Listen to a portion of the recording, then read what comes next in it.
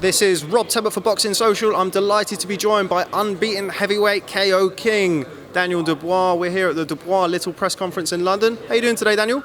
Good, yeah, all right.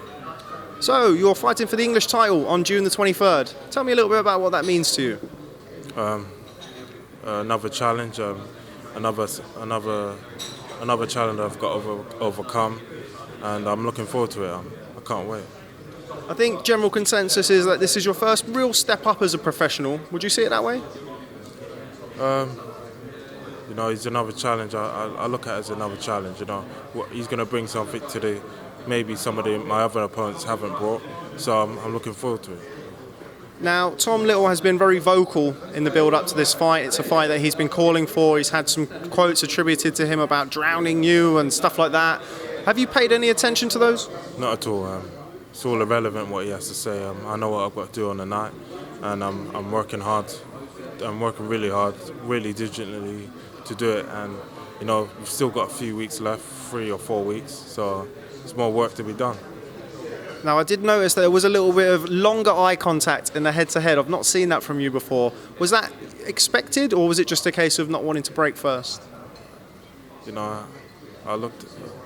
It's tension. You know, it's a fight, so I treat it as such. And you know, I don't mess around. I don't play games. I get on with it. Have you seen much of Tom Little as a fighter? I've seen a few tapes. My dad has. My coach Martin. He's analysed a few tapes. So. Yeah, we've got a little game plan and a couple of tactics we're going to use. So I'm just looking forward to it. Now, you've also sparred together, is that right? Yeah, we sparred a while back in last year sometime. So how did those spars go? It was good. To say the least, he escaped some of the punishment that was coming his way. So I'll get him on the 23rd of June.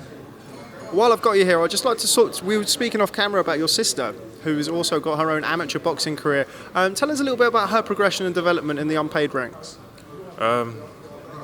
To be honest, I think right now the 2020 Olympics is going to be her main goal. After that, we could talk professional.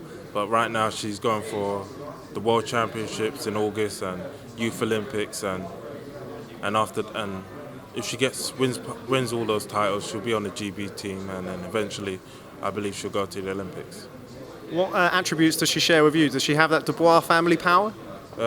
Most definitely. She's southpaw as well, so she's an even more awkward opponent to face, and she's a formidable fighter in her own right.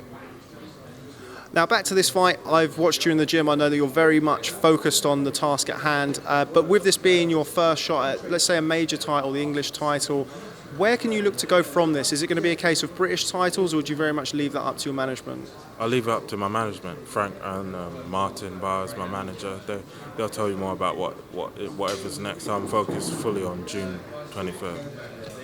Just finally, Daniel, a lot of talk at the minute is about Anthony Joshua and Deontay Wilder.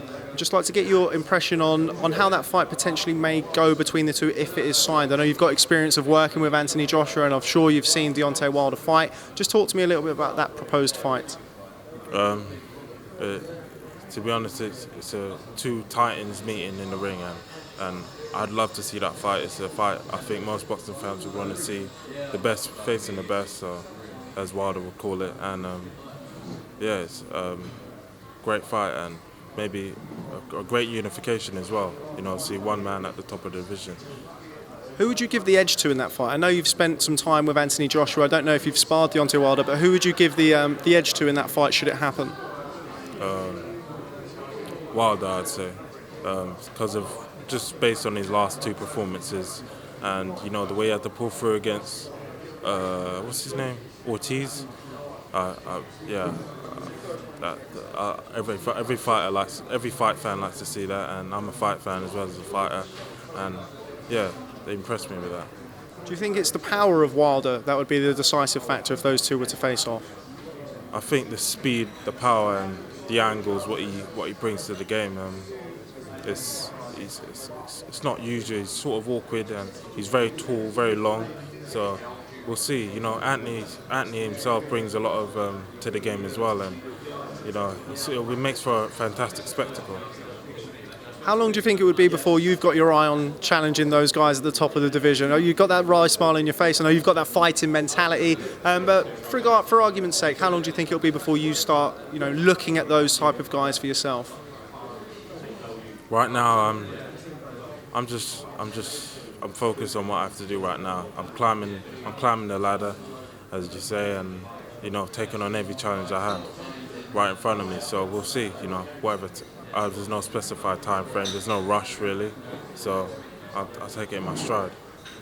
Okay, and just finally, Daniel, what message have you got to fans who are going to be tuning in to watch you face Tom Little on June the 23rd at the O2 Arena? Tune in. It's going to be great. It's going to be a great fight, and I'm looking forward to it. I can't wait. Okay, well, Daniel Dubois, unbeaten knockout artist. Thanks very much for speaking to Boxing Social. Look forward to catching up with you soon. Thanks very much.